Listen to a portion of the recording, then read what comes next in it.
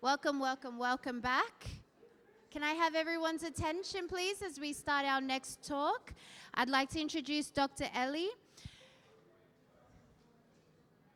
Okay, everyone's with me. Dr. Elie is a Dubai-based longevity and human performance strategist and the founder of Restore Fitness and Limitless Human. Working closely with sleep data and recovery technologies, he introduces 8 Sleep and explains how temperature regulation, sleep tracking, recovery insights can dramatically improve sleep quality and long-term health. Can I please have a round of applause to welcome Dr. Elie? Thank you. You're welcome. Hi, everyone.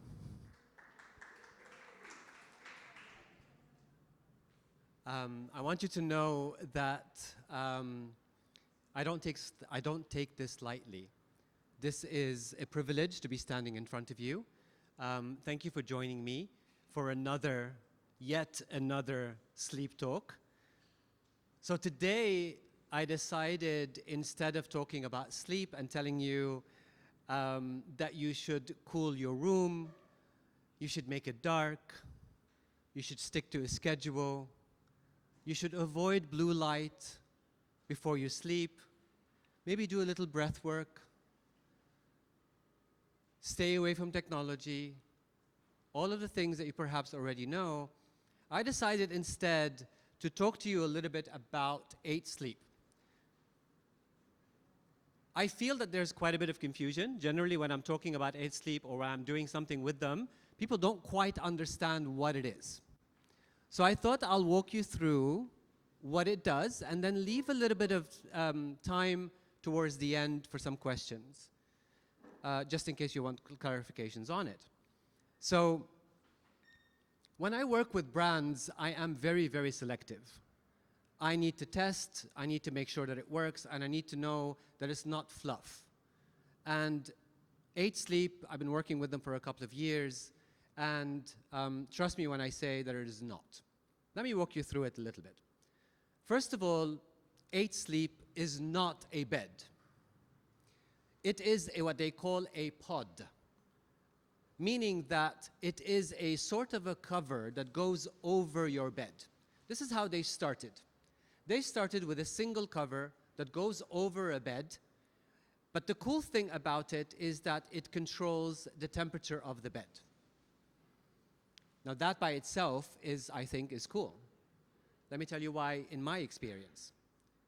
When I have my AC on to be regulated to, let's say, 18 degrees Celsius in my room, every time the AC switches off, it goes up a couple of degrees, switches on, it goes on colder.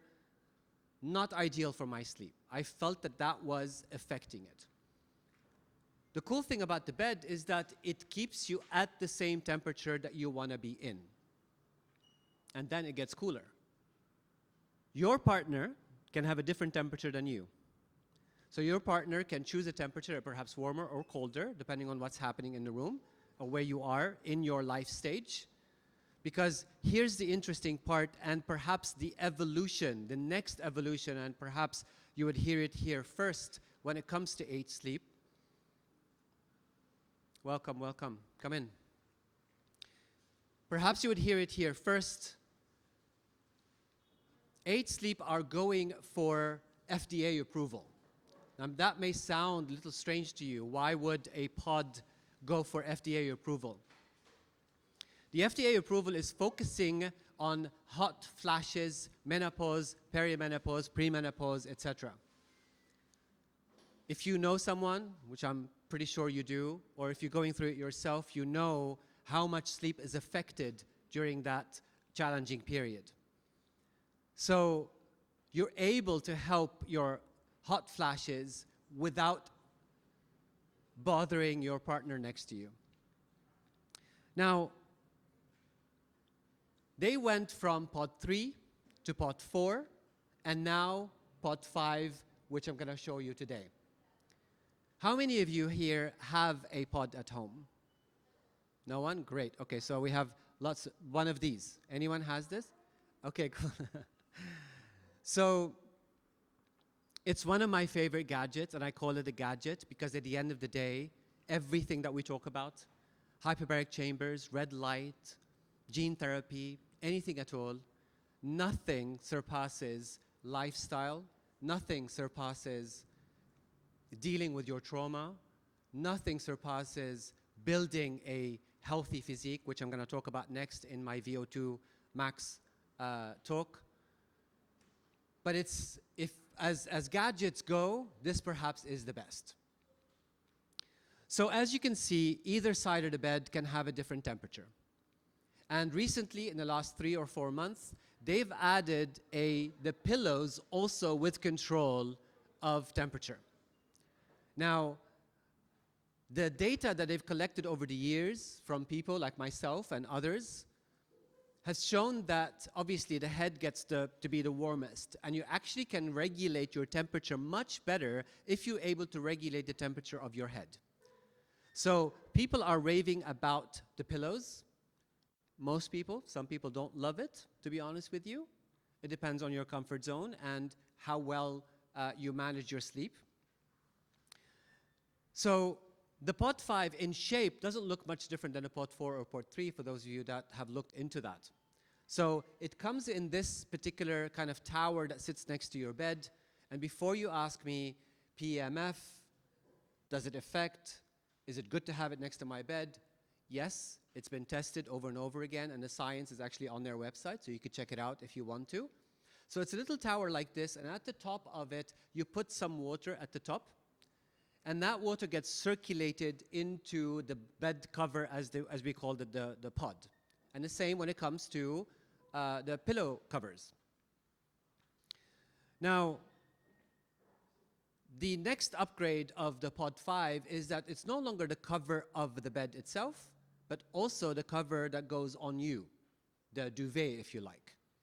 So the cover itself now, water circulates through it. So that means you are in a 360 cocoon of the exact temperature that you want to sleep in.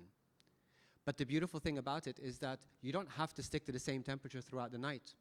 Because we know, scientifically, in order to fall asleep quicker, our temperature needs to drop by at least a couple of degrees. We fall asleep quicker when that happens. So therefore, you can change the temperature of your bed to be colder at the beginning, slightly warmer in the middle, and go back to natural temperature in the morning for you to wake up. So you can control the different stages of temperature throughout the night. It gets better still. So this is how it would look. I know it says 8 sleep on the mattress, but the mattress does not come with it, obviously. So whatever bed that you have, generally is 2 sizes, 180 or 200, and then you'll pick the one that you want, and you just cover your bed with it, and the tower sits right next to it. So,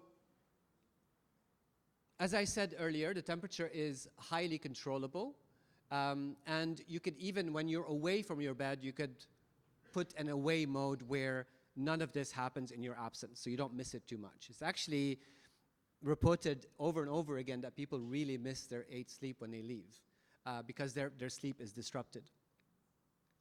So it would look like this, 1/2 and 1 knot, and the water runs throughout these small tubes that run across the whole cover of the pod. Temperatures are decided on whatever sort of mood that you are in, or the time of month, or what is happening with you, or the stage of life. For me, I generally bring it down than the ambient temperature by about 3 to 4 degrees. If I find that I need greater adaptation, sometimes I go to even colder than that. On regular days, sometimes it's not great. So the blanket is also hydropowered. That means the water runs through it too, and you're able to have the same temperature that you have with the rest of your bed. So it acts as a cocoon. Now, here's one of my favorite features. There are so many things that you could control for your sleep. As I said earlier at the beginning, you can control light. You can control the amount of time that you sleep. You can having a proper schedule for your sleep. Light, breathing, and so on. Exposure to electronics and so on. But the one thing that is very difficult to control is snoring. So the bed actually notices your snoring, and it lifts you up as you sleep very gently to reduce the amount of snoring that you do. This is all done automatically, by the way. You don't need to do anything. So the body senses which side of the bed is snoring, generally the guy, in my experience, and it lifts it up. And once you're actually okay and there hasn't been any snoring for a little while, it drops it down. Now, that sort of movement happens because of a little platform that we put under the bed that is able to control the bed on either side. So if you want to read before going to sleep, for example, you can lift it even higher, so you have more of a sitting up situation, and it goes on any mattress, by the way. It doesn't have to be two separate mattresses or anything like that. The other addition to Pod 5 is that they've included binaural sounds, or just any sounds that is conducive for sleep. So on the side of the bed, there is a little speaker that you could control and put a timer on for the amount of time when you go into bed, and it will start either white noise or binaural sounds, or if you're into that sort of thing, you could even hear Huberman walking you through a sleep routine.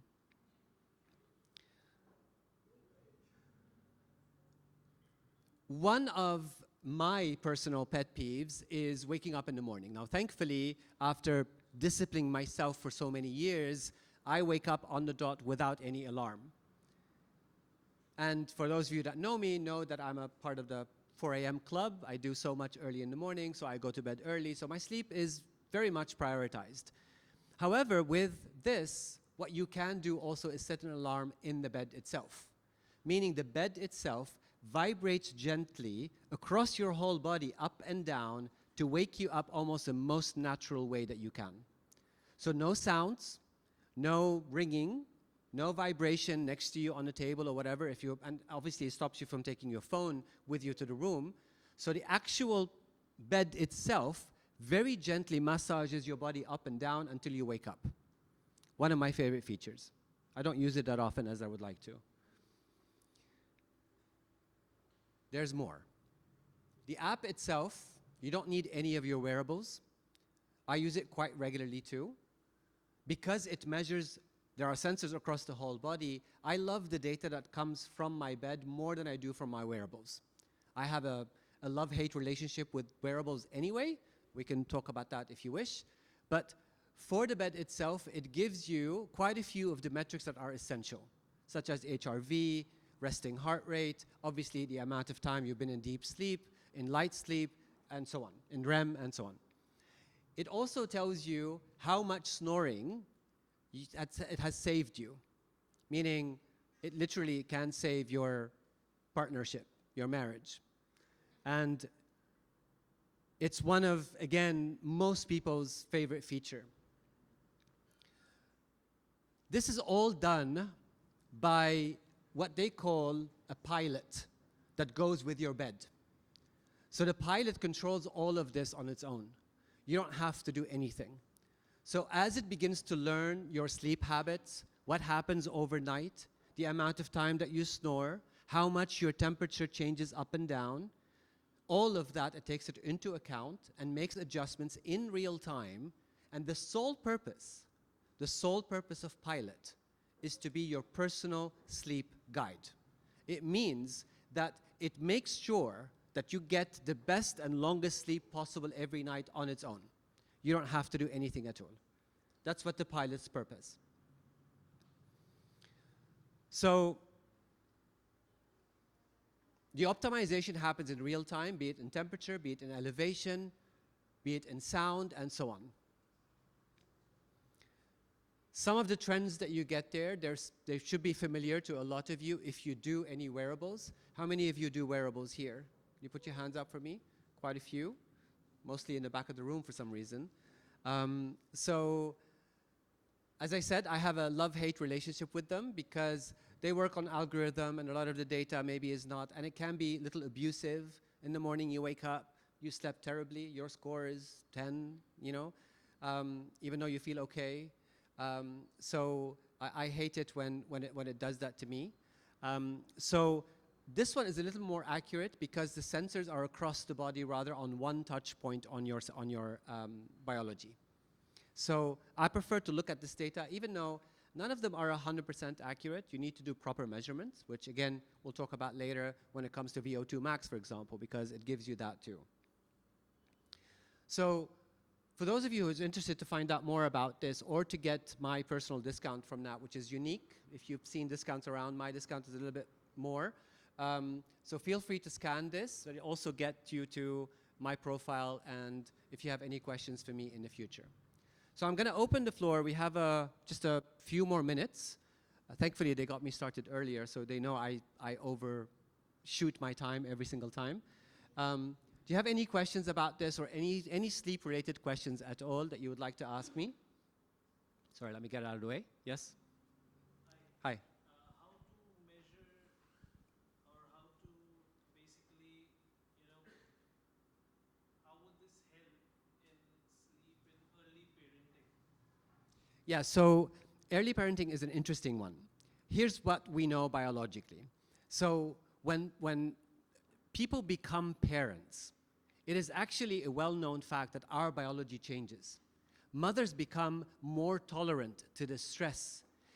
Even their hearing becomes more acute to hear a baby changing a tone or crying or whatever. Our biology actually changes, both men and women, when we become young parents. So we gain this particular resilience that helps us to, even though our sleep is not great, we're still able to kind of go through that period of time. Environment, nature is incredible of how it adapts us into our most important parts of our lives. But for this in specific, the only thing that truly does is that for the whatever amount of time that you're sleeping, that amount of time is being optimized by the pilot. Let's say you get 2 hours of sleep and you have to get out every 2 hours. Those 2 hours will be most likely better in depth, in quality, than if you didn't have it. That's my experience.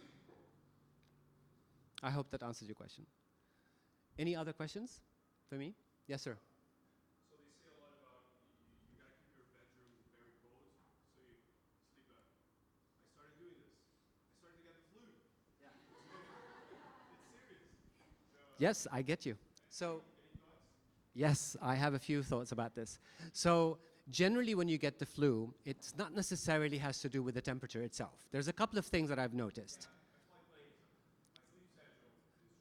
Right, so there we go. So that's one. So that means your resilience is not where it needs to be. If I ask you your HRV, most likely it will be on the lower side, which means your overall, your central nervous system is not where it needs to be from a resilience perspective, right?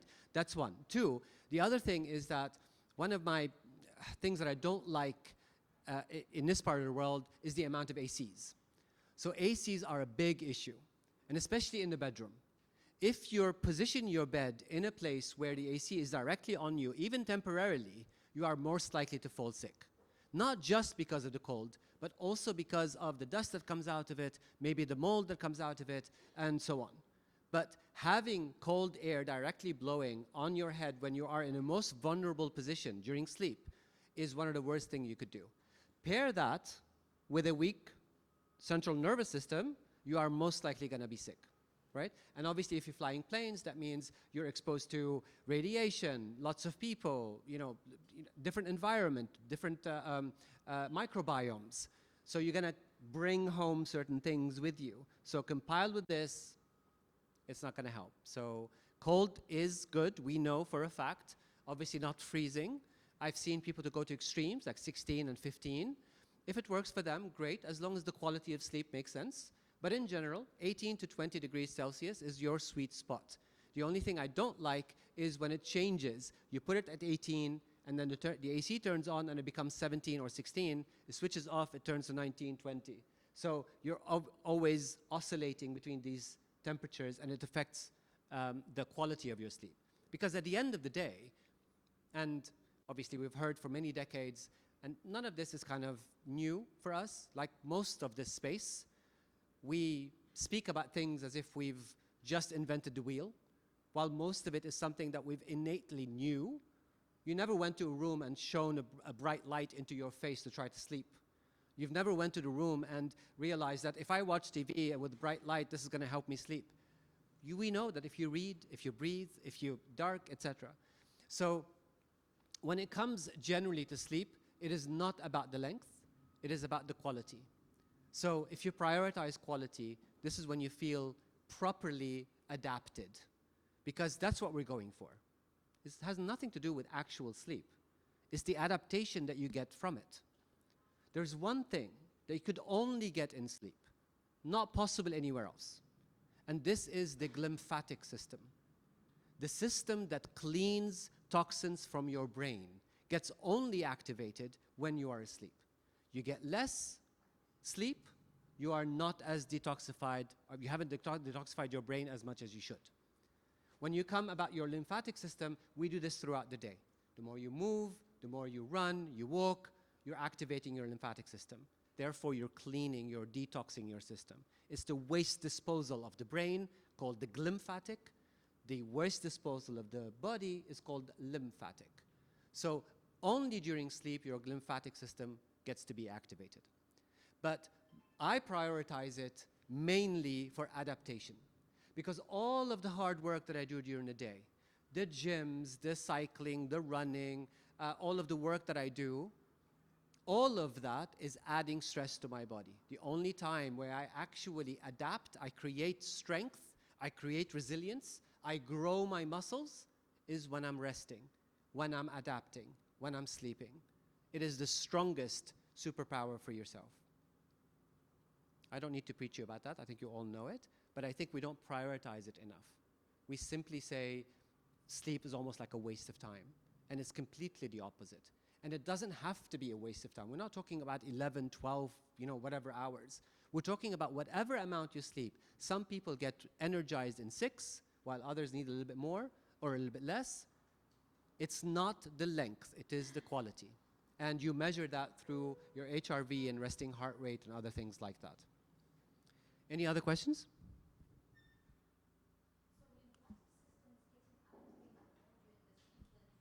Glymphatic. A glymphatic is only activated during sleep. The lymphatic is only activated during movement. So we have a valve for our heart that pushes the blood around. But when it comes to our lymphatic system, the valve only works in one way. And the only way to move is when you're using either, that's why vibration plates have gained popularity. I'm still on the fence with those. My favorite thing is actually moving. With movement, you open your valves and you allow for detoxification of the body. The lymphatic system for both men and women is super important. Maybe women a little bit more, but for both men and women is super important. And just a quick warning on that, lymphatic system. So you hear, especially for women, lots of places that do lymphatic drainage, right? I don't know how many of you have done lymphatic drainage before, massages, yeah? So let me give you a few tips really, really quickly. Most of them are not really lymphatic, because if you do any massage, it's lymphatic. As long as someone is touching you, that's lymphatic. They call it lymphatic so they could charge you a little bit more. Sounds a little more sophisticated.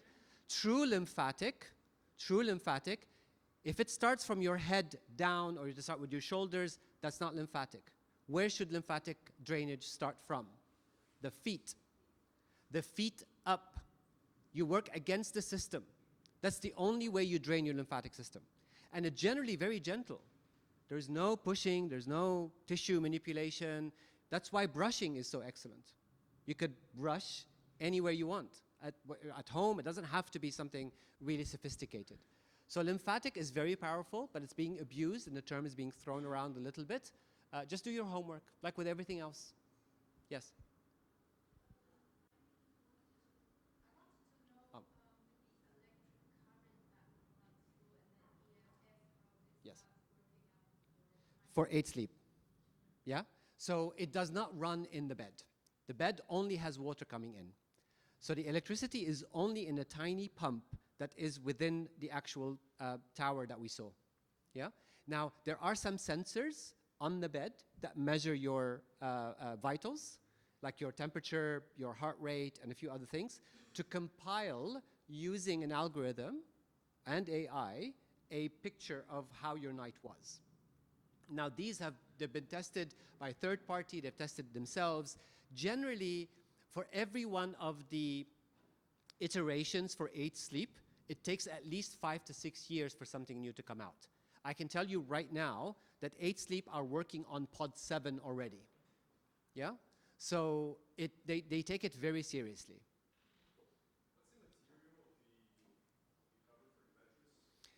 That's a good question. So in general, I can't really answer it, to be honest with you. I don't want to lie to you. So I can look it up and let you know. Yeah? But I know it's material that they've also studied for all the same reasons. You know what is happening in a place like Dubai, there are quite a few hotels right now that actually have it in the hotel. So they're gearing up for more and more of this. Not really, unless you really have a big suitcase. I guess if you're a pilot, maybe you'll have more space. I don't know. You want to set it up, take it off. I don't know. But in general, no. There isn't any, unfortunately. Yes?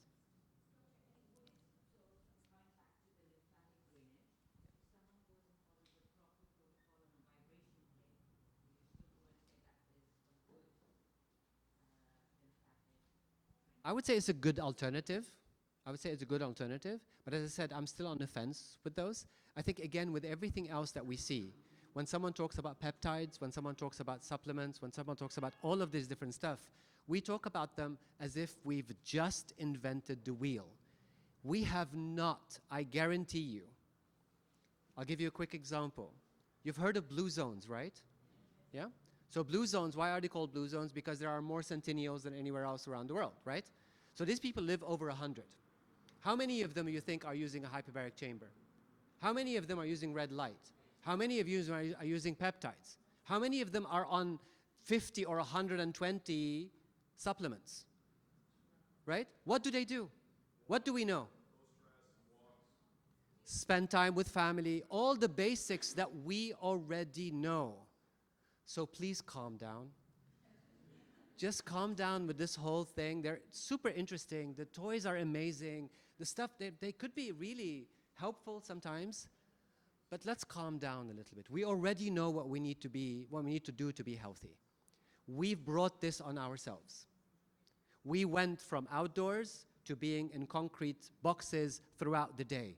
Then we wonder why our environment is not working for us. It's not our habitat. We were not created to live within concrete boxes. We were not created to be behind a screen and not have people interaction, human interaction, and so on. So all of them are tools. They can be beneficial. They are convenience, but just like every convenience, it should not be your priority, and you should not be focused on it as number one. That's my opinion. Thank you.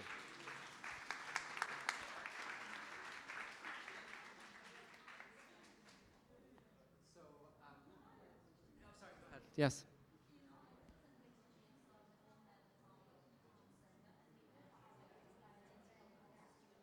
I'm sorry, I can't hear. Just 1 second, please.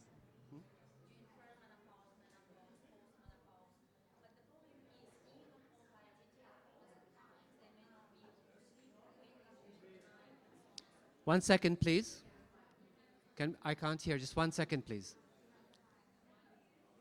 Guys, 1 second. Sorry, go ahead. You were saying? So very often bioidentical hormones, they finally find the sleep so up. Some women may not opt for bioidentical hormones, they may only opt for peptides. Right. Therefore, their sleep is still affected. So what would be your best 3 tips for such ladies? Specific, three tips. So I don't like to answer these questions, to be honest with you, because it's very specific for an individual. That's 1. 2. So 2 is also about the support that they get from their environment. We know that with menopause in general, it has quite a bit to do with the people that are around you, right? So we know the hormonal change, we know what we go through, all of that, but at the same time, there's a lot of education that is lacking. You know, it's a topic that we didn't used to like to talk about. Now we are. So to kind of be super specific and to be generalizing 3 major tips with that, I think it's unfair, to be honest with you. When it comes to individuals going through something like this, yeah, I mean, now I see people that I work with that are in their late 30s already experiencing perimenopausal symptoms. Why is that? Environment, stress, lack of proper emotional connection, overworking sometimes.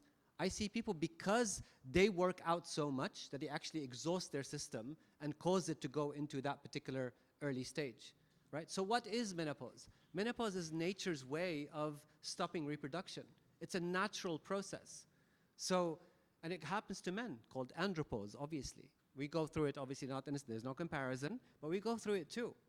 So it's nature's way of stopping reproduction. So it's something that should be talked about more, discussed more, and something that should be addressed a lot more openly, I think. Okay, so I think we might go for the next talk straight away.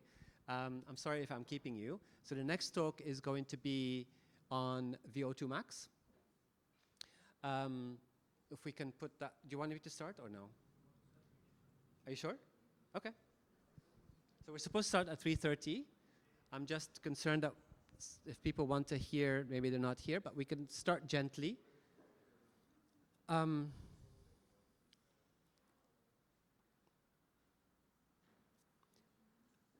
many of you here know their VO2 max? Put your hands up, please.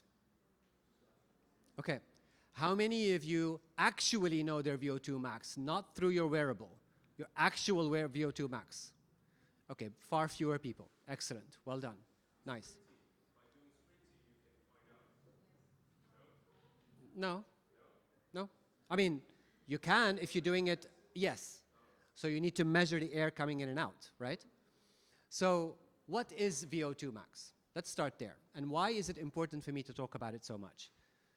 So after doing this for many years, and after trying to figure out ways for me to optimize my own self and understand how, so I have a few priorities, and I'll share a couple with you.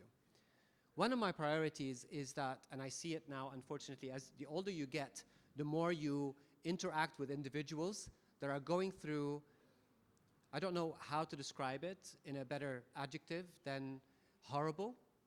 I'm talking about dementia. I'm talking about losing your mind, literally, at a very early, I'm talking about people that are in their 50s and 60s. So those last couple of decades for me are super important. I value my dignity. I value my movement, my independence. And after doing almost everything, and perhaps a little bit more, some of you may think I'm crazy if I tell you some of the stuff that I've done, everything went back full circle into what I was talking about earlier, the basics. And what can be more basic than oxygen, right? So VO2 max for decades has been considered the number one, like the gold standard of testing someone's physical ability, their endurance, their aerobic strength. And for decades, it was basically used only for athletes. I'm here to tell you now that it is not. It is for all of us. And I'll explain that in a minute.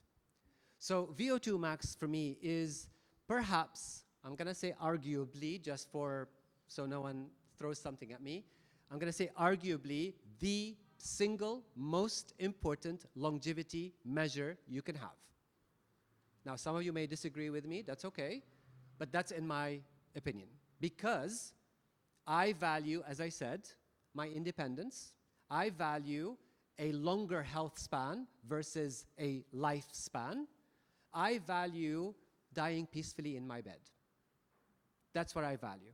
And therefore, VO2 max is perhaps one of the most important measurements to have. So VO2 max is simply, just to explain it, because whenever you ask someone what is VO2 max, they kind of fumble. It's this, the measure, the mask, the running, the sprinting, all of that stuff. Simply put, think of it as a ceiling. And it's that ceiling what your body hits when you're doing maximum amount of exertion. That ceiling is not static. You could lift it up, you could bring it down.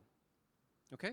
So it's the amount of oxygen that your body is able to process at high intensities. That's what VO2 max means. It's a simple definition. Now, what does that mean? Why do I care? What the amount of oxygen that I use when I'm at high intensity?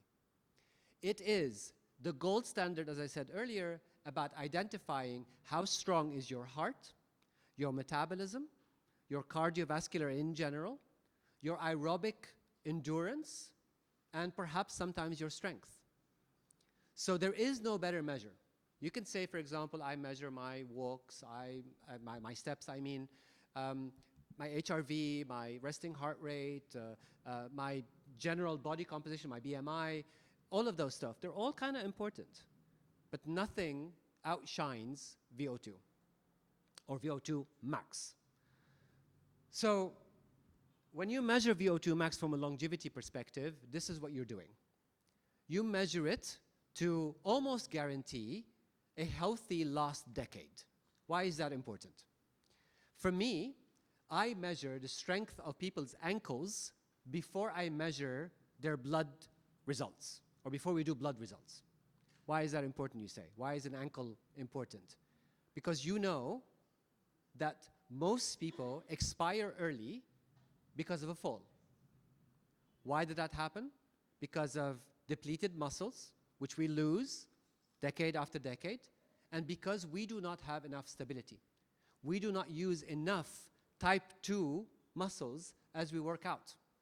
Type 2 muscles, by the way, for those of you that don't know, most of our body is type 1, the muscle that is strength, you could lift with, it helps you to walk, it helps you to do all of that stuff.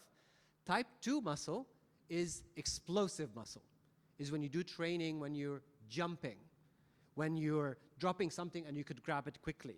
That's why certain people, if they get into a tiny accident in a car, they get a stiff neck, for example, because the type 2 muscle is not used to being trained, and therefore you have a stiff muscle or a stiff rib muscle or whatever.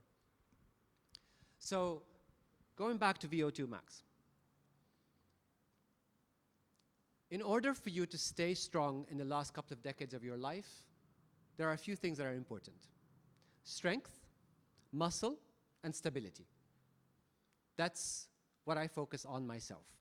Obviously, I'm speaking very generally because if people have chronic situations, it could be so many different variables, but I'm speaking generally. After you've done all the basics, is for you to focus on strength, stability, and muscle. By far, muscle is the #1 longevity organ, ahead of everything else. Why is that? Because it's directly connected to your metabolism, to your endocrine system, to your energy production, but also to your independence in your last decade. So, and I don't mean gym bro muscles, I don't mean bodybuilder muscles, I mean well-balanced body composition. Enough muscle, especially at a later age in life. More so, now pay attention here please for me, far more so for women than it is for men. Because one of the key things that happens during menopause as you lose your muscle is that you lose bone density too. And there has been quite a few recent studies now that are showing that even at a later stage, by building muscle, you could actually gain bone density or bone integrity. So muscle plays an incredible role. Let's go ahead a little bit. So, especially for us here, for those of you that travel regularly, you notice that when you go to the UK, to Europe, to US, wherever, you end up having more steps per day than you do here. Is that correct? Right? Why is that? Because we get on an escalator and we stand. And then we wait to get to the top and then we start walking. We park our car, we go round and round and round to park to the nearest possible place because we walk less. And we find it surprising that we're not having enough steps. It's lifestyles, it's a choice, right? So particularly for us, and this is where I focus, for those of you again that know me, my focus is on the region. There's a lot of noise from abroad. 60% of Americans do that, and 70% of Europeans do this. Not relevant to me at all. Because for those of you that have been here long enough, you know that there is no place on earth like here. In every possible way.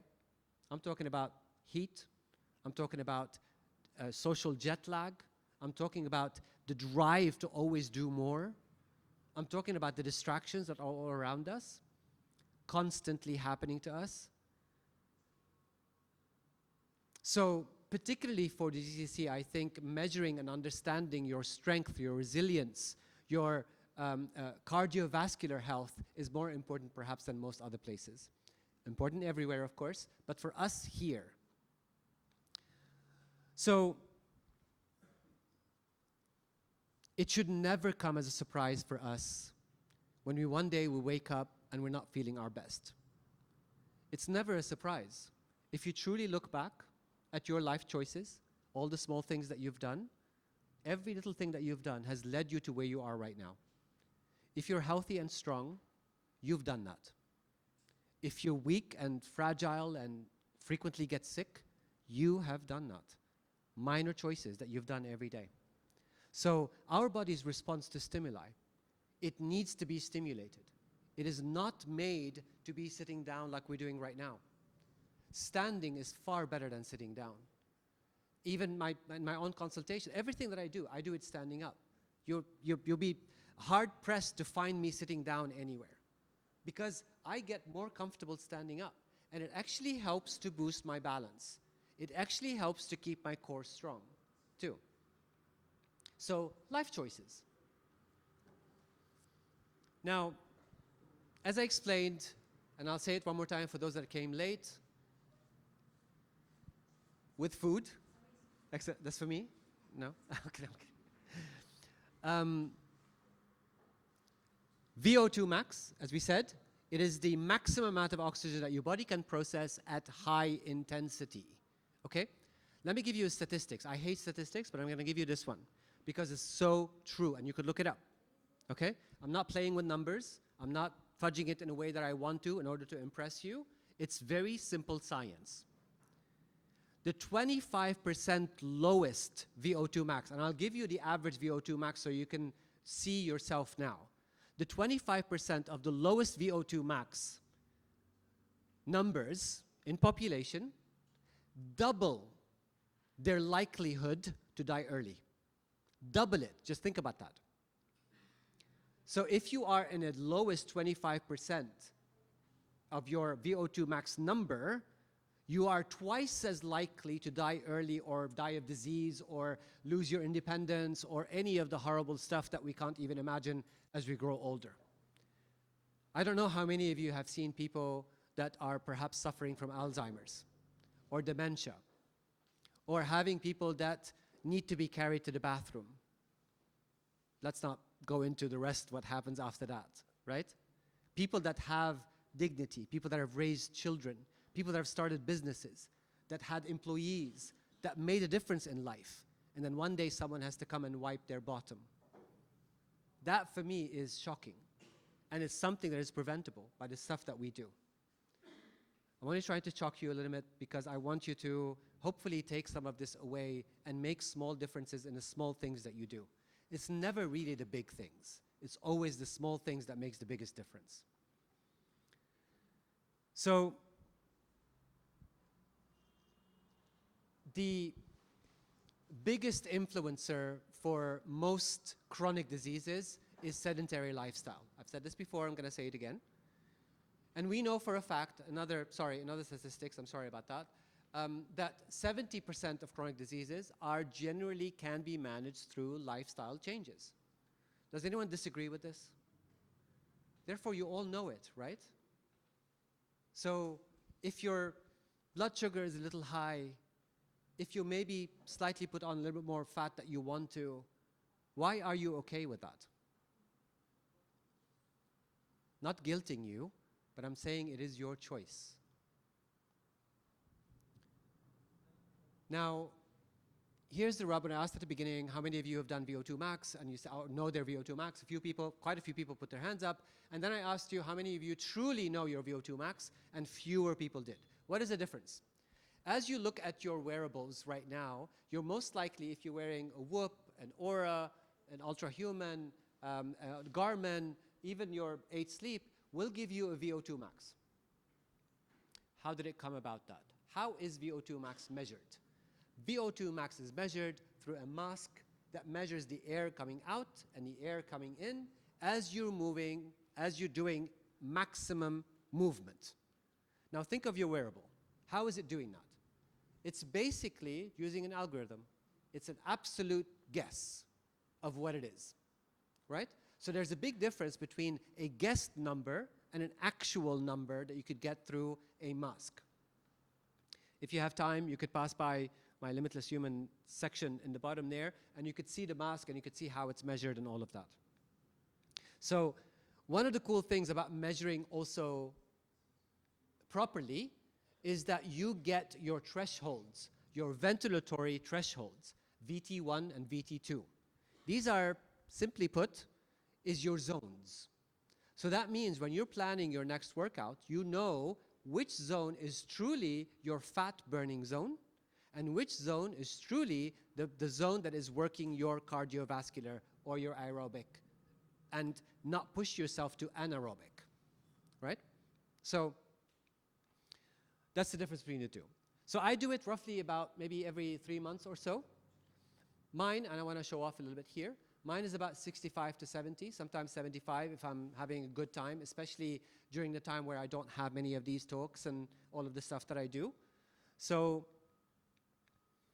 obviously for us, we mentioned at the beginning, the unique stresses that we have, the heat, the social jet lag, the things that we do on a day-to-day basis in order for us to stay happy and successful in this part of the world. I use a framework generally to help people improve it, and we could talk about that in a minute, but I'd rather leave it for questions about how can you actually improve VO2 max? Is it something that you could cheat on? Can I do something for a week and do my VO2 max and improve it? I'll answer your questions in a minute. But I want to take you to this one. I want you to look at the averages. And I want you to think of your own VO2 max and where you are. So you could see the age at the bottom, sorry, the VO2 max at the bottom, and where they are between males and females. So we're generally the same because the major systems that are involved in VO2 max processing is kind of the same. You know, we're talking about movement, lungs, heart, etc. So this is the average. So it fits between like 40 and 50. If you're above that, you are at a higher range. If you're lower than that, especially below 30, you are in that 25%. Okay, so you don't want to be part of that 25% where you double your chances for you to fall sick, have chronic diseases, die early, painful, excruciating death. So check your VO2 max, please, even on your wearables, or if you get the chance to actually do a test, please do it. And it could be a great benchmark for you to build upon. Okay, fine. We know our benchmark. We know what our VO2 max is. How do we improve it? Can it be improved? The simple answer is yes, but there is no cheating it. There's no pill you can take. There's no special exercise you do for a week and then you could ace it. There's nothing like that. VO2 max, that's why it's so important in longevity, because it is part of a lifestyle metric. It's how you've lived your life, how intentional you were about your workouts. If there is one thing you could build it in, it's high intensity intervals. So that's the best way for you to improve your VO2 max. High intensity intervals training. So each dot is corresponding to where you are as far as... No. This is the general average in population. So most people, as you see, the concentration is kind of here, so around the 40, 50 mark, yeah? So, and these are the 25%, I would say, and you want to be like up here. So you'll find as you get to above 70, we're talking elite athletes. And yes, I have had 3 people that have had 100 on their VO2 max, but these are elite athletes. Yeah, so we're talking about people that they live and breathe movement and they compete in Olympics and whatever. So that's basically what that is. All 3 are males. Yeah, all 3 are males, I'm sorry. Yes? Yes, I'm coming to that. Absolutely, yeah. So, you shouldn't choose. You shouldn't choose. So you have to have a good variety. Your body is far more capable than you think. So we're made with this incredible machine that is versatile. I mean, just think of just this one joint and what it does, right? And we go to the gym, we lie on a bench, we push. I went to the gym today. I feel good about myself. While the body is capable of lifting, shifting, pulling, pushing, doing so many different things. And we justify that we've done what we need to by going to that particular. So the ability, when I said intentional training, I meant that you need to have a variety. A couple of days of cardiovascular, a couple of days of functional, at least 2 days of resistance training, meaning weightlifting, etc. I would mindfully put that maybe with some functional. They don't have to be separate. They could be together, and it depends what works for you, but it has to be a variety. That's why Pilates is so important. Most men are realizing now how important Pilates is, for example. So, and so many other things. So we're talking about how can you improve it. HIIT is one. HIIT is one. HIIT is one. Another one is altitude training. That can work. And that could be simulated in one of the latest trends, the new wheel that we've just invented. And it's called the IHHT. Or it's called interval hyperoxia training. Okay? So this is when you use a mask and the machine limits the amount of oxygen that you get. So you're literally suffocating, you're generally lying down, and then it increases the oxygen to allow the body to have better adaptation for when oxygen is low and when oxygen is high. So it can actually improve it, but nothing near doing a HIIT exercise. So there's HIIT, and I'm going to give you all of these different acronyms now. IHHT, or IT, so HIIT and IT. And then one more would be perhaps hyperbaric chamber. A hyperbaric chamber is the only way, and as far as I'm concerned, it's the only machine that you can't really replicate in nature. Red light, just walk outside, right? You want better oxygen in your blood, just move, run, walk, climb, do whatever. You want to be relaxed, forget ashwagandha, just go walk in the park for a little bit. So all of them are available to us in nature and are free, right? All of them, with the exception of adding atmosphere. There's no way for you to say, right now I am at sea level, I want another half atmosphere on top of me. And you know this from basically basic elementary school science, is that atmosphere is the amount of air that we live in, that we're swimming in at the moment, right? So what the hyperbaric chamber does, it increases that atmosphere and then it gives you 100% oxygen. Therefore, you're able to breathe more into your tissue than you would do normally. So it can be beneficial from that sense. So in order of perhaps most efficient, HIIT is first, IT is next, and then hyperbaric chamber is last. Now, all of this should be, one second. All of this should be understood that our central nervous system also needs to be where it needs to be. And that is usually measured by our HRV, yeah? Our heart rate variability. And I would love for you to know that number weekly. You know, I told you at the beginning that I have a love-hate relationship with my wearables, but I look at trends. I like to see this month where I am. How did I do? What were my troughs? What were my peaks? I look at that. I don't care what it tells me every day. I look at what I'm doing in general, and if I'm lifting up a little bit every few weeks, that's what I'm happy. That's my happy place. So know your HRV, because that's a direct indicator of where your nervous system is and where your resilience is. Sorry, you were saying. 100%. Breath work is something that the easiest, again, it's air. It's available for, it's right there. So and sometimes when we think of breath work, it has to be a whole affair. There needs to be a sit down, let's put some cushions, let's do. You could do breath work anywhere. And there are so many different varieties. And it's very personal to you. There's the box one, and there is the Dutch guy, I'm not going to say names, and so on, right? There's so many different types of breathing.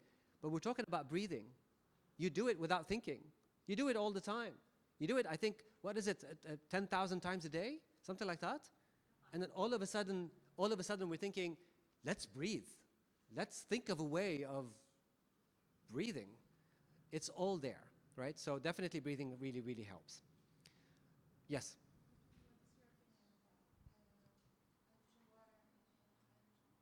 Hydrogen, water, and? Oh, yes, hydrogen, water in general. That's another interesting one. I'm going to skip this case study here.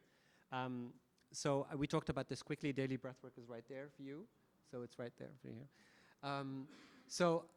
We skip to hydrogen now. We're done with oxygen, so we'll skip to hydrogen very quickly. How many of you have tried hydrogen therapy in any way? Inhalation, water drinking? Okay, cool. Few people. So again, hydrogen is perhaps the most abundant atom in the universe. It's also the smallest, by the way. But we also know that hydrogen is the most antioxidant that we can get, right? The problem is that we have all these toys.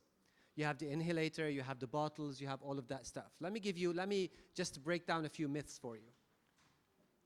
You can't buy hydrogen water. Let me start there. If you buy a bottle of hydrogen water from a gas station, from a supermarket, from a health store, that's not hydrogen water. Let me explain. Because it is the tiniest molecule, you cannot seal it. Within an hour or two, hydrogen will disappear. So you're buying just regular water, but you're paying more for hydrogen. Okay?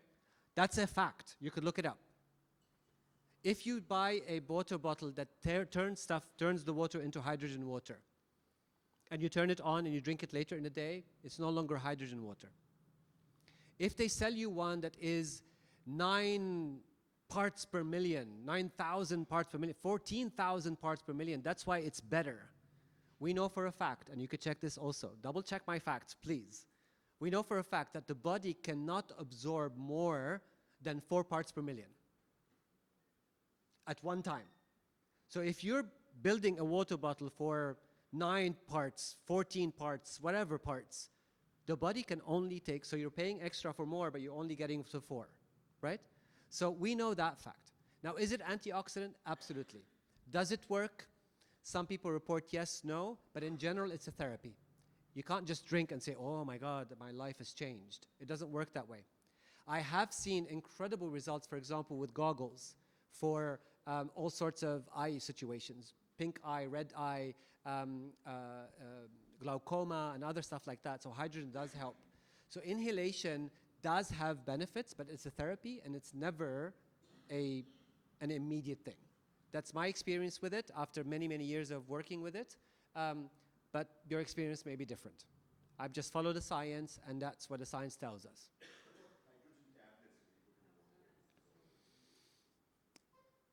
Someone was saying that in the next 3 to 4 years, the hydrogen tablets will be the #1 selling thing in the world. I tend to disagree. How many of you have tried a hydrogen tablet in water? Do you like it?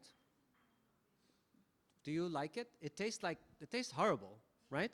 It tastes horrible. Does it work? Yes, it adds hydrogen, but I don't see myself adding something that is made also somewhere else that I'm going to add to my clean, nice water to help it fizz and then turn into hydrogen for me to drink it, and it's going to make me feel better. I try to avoid things that are not wholesome, if you want. So there are easier ways. Remember, it is the single most abundant gas in the universe. Yeah. So there is nothing more abundant than it, and we're buying this for what, 200 dirhams? I think the box is. It's just incredible for me. But then again, we pay for our water ridiculous amounts of money. Yeah. So I would say no. Yes. Yes. Yeah, but it's still a therapy. You should not expect to experience it and think, well, everything's changed, right? By all means, by all means. And as I said, in many of these things, I find that there's a lot of placebo effect too. Yeah? So if you really believe that it works, it will work. That's the truth. I'm sorry. Many brands are not going to love me, and I work with many of them, but I always say the truth. If you see my handle, it's Elie Truth. Sorry. Yes. Oh, the personal one. The personal one. Find your happy place. Find one that you could do regularly. You don't have to be fancy about it. Something that works for you, but do it at least twice a day. Sometimes I'll be in traffic and I do a small breath work. And I touch my steering wheel and I feel the texture of my steering wheel on my hand and I get into inside. The whole purpose of breathing is what? Is to go inside. Find ways to go inside. That's all that it is. Yeah? So I can tell you 2 in, 3 out, hold 4, release 5, do this. Yes, some of them have maybe different effects slightly on the body. I'm not going to discount that. But ultimately, for day-to-day use, for small decisions, for lifestyle, just breathe. Just go inside. Any other questions? Nasal breathing. Yeah, nasal breathing is important. I mean, we know for a fact that nasal breathing, it wets it, it makes it warm, therefore it actually is healthier for your lungs. That's all we know about. So don't obsess with nasal breathing also. That's what it is, right? So humidity, warmth, better absorption in the lungs. That's what it is. Have you tried weightlifting in fasted state? Like going fasted to the gym in the morning? That's what I do. You do this? That's what I do. Yeah. So it's not for everyone. It's not for everyone. Again, every system is different. So depending on how you handle insulin, what your blood sugar is like overnight, what was your last meal last night, when did you have it, all of these different things are variables, right? How old you are, and so on. And male, female, because again, that's a whole thing that we've ignored for the last few years. Do you remember those crazy things we used to do, the ice baths? Yeah? Everyone was right, and then all of a sudden, uh-oh, if you're a woman, be careful. You know, so we sometimes jump on things before. So it works for me to be fasted in the morning. My body likes it. But ultimately, the ideal time, scientifically speaking, for most of us, very general, is around late afternoon is the best time for us to work out, in general. Yes? It's about VO2 Max and training. Yes. For me, I'm a trainer who does like 12 classes per week. Yes. My nervous system is always fight or fight. Yes. How can I balance training, working, improving my VO2 max, while also keeping my nervous system regulated? Because I feel like I'm not okay. Like with the day-to-day stresses, I cannot even handle 15 seconds of ice bath. I want the sauna, you know, like I want the comfort. 100%. And sauna is not necessarily comfort. It's kind of the same stressor, but it's gentler stressor than the ice bath. The first thing I would tell you is that you're not alone. Most likely, almost everyone in the room will identify with this at some stage or another. Not necessarily every day, but at some stage or another, or some stage in life. So you're not alone, that's one. 2, the least, how can I put this? The one aspect of our lives when it comes to working out, for the stuff that we do for ourselves, the stresses that we go through, be it at work, be it your boss, be it the driving, be it the food, be it the additives, be it all of that. These are all constantly trying to kill us, all of these different things. The one thing that we do, the poorest of everything, is actually adaptation, recovery. We do not take our recovery seriously. So we constantly say, let me work out another half an hour. Let me wake up a little earlier or sleep a little later. Let me do that one more thing with my friends. But I never truly have a strategy for my own recovery. And recovery can come in all shapes and sizes. I'm not talking about recovery where you have to isolate yourself or do something. Sauna is awesome. Sauna is one of the best things you could do. There's a comparison between the two. So I would ask you, especially as a trainer, for yourself and for the people that you train, is to put a proper strategy for your recovery. At least 3 to 4 hours throughout the week where you strategically put your recovery. And that could be mindful movement, could be walking, could be intermittent or LIT, another acronym for you, LIIT, low intensity interval training. That helps with regulating your nervous system. But there's nothing better than spending time with people that love you and you love them back. There's nothing better than spending time in nature. And all you have to do, if you have a wearable, you could measure it. Spend time in nature for a couple of hours and measure the next day what your HRV is like.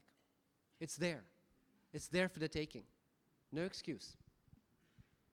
Anything else? Yep. What's your view on cryotherapy, cryo chambers? Yep. I like them. I like them. Again, I mean, they're a tool, right? They're a tool. You know, if we had access to cold water showers here, I would say just do that. It's not free, but it's there. But cryo does work. Again, very thoughtfully, intentionally. For women, super important that you know when to do cryotherapy or any cold therapy or heat therapy. For men, the same thing. If you've had a particularly stressful day, the least thing you should do is cryotherapy, because it's also a stressor on your body, right? So it's affecting your nervous system. It may help some of your recovery aspect because it shocks the body and it releases stem cells and other stuff like that, but it adds to your anxiety, which is far more detrimental in my opinion. So I have one last question. Yes. What's your view on stem cell therapy? You're trying to bait me now. I'm gonna skip that one. I'm gonna skip that one. No, do you track your macro? What are you personally doing for diet? What I personally do works for me. If I tell you, it's not going to necessarily work for you. But if you want, not really. Not really. I focus on overall. I focus on lifestyle. Yeah? I focus on time for myself. I focus on my major metrics. I know what my fat level is. I know what my muscle level is. I know my HRV. I know my VO2 max. And I know them periodically, not necessarily on a day-to-day basis. Yeah? So it's all about lifestyle. It's all about meaningful connections. And let me tell you this. And I want to leave you with something that for me works the best. For me. Who is your biggest saboteur? Where you get the most annoying things said to you? What happens in your brain? Control that. Control your thoughts. Right now, you're judging me for being either this or that, or what is he talking about, or whatever it is. We're constantly having thoughts that do not serve us. Start there. Start there. It's my constant daily journey to control my thoughts. People always will be people, and you should be in control of your thoughts. Thank you so much for listening to me. I appreciate you. Thank you.